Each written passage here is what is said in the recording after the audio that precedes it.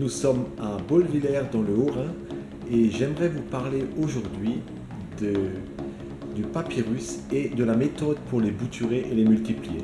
Je suis Michel Onimus et nous sommes ici dans une serre froide où je pratique de la bouture de papyrus. Nous avons ici les boutures et je vais vous les montrer de plus près. Donc le papyrus est une plante qui pousse traditionnellement au bord du Nil, dans les basses terres, dans les terres inondées, où il a constamment les racines dans l'eau.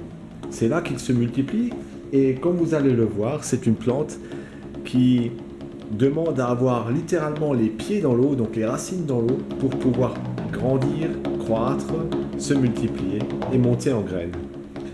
Donc, pour avoir des boutures, il faut simplement prendre des tiges avec des feuilles, couper les feuilles ainsi à 3-4 cm de la tige, couper la tige pour que le tout ait une dizaine de centimètres. Dans la nature, vous comprenez bien que ça pousse dans ce sens-là, et pour créer une bouture, on les met tout simplement à l'envers, dans l'eau, jusqu'à la reprise de la végétation. Donc je vais vous montrer de plus près. Je prends simplement des bouteilles coupées, on met les boutures à l'intérieur, et le résultat est assez bluffant. Comme vous allez le voir, on a déjà ici, au bout de 2 semaines, des jolies petites racines.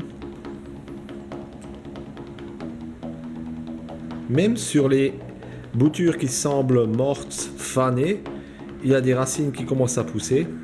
Ça rejette très très bien. Et vous voyez ici une nouvelle feuille qui sort du collet et qui se dirige vers la surface de l'eau.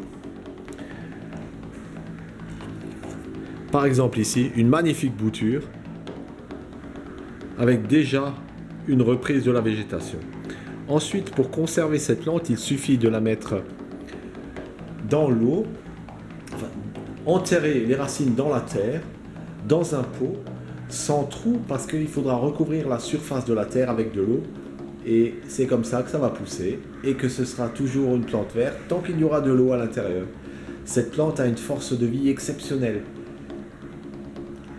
La vie lui arrive littéralement par l'air en ayant les pieds dans l'eau. Elle n'a pas besoin de beaucoup de matière organique ou de minéraux particuliers. Sa force de vie lui arrive à travers les terres de l'air. Voilà, bis zum nächsten Mal. Macht's gut, donc bonne continuation, au revoir.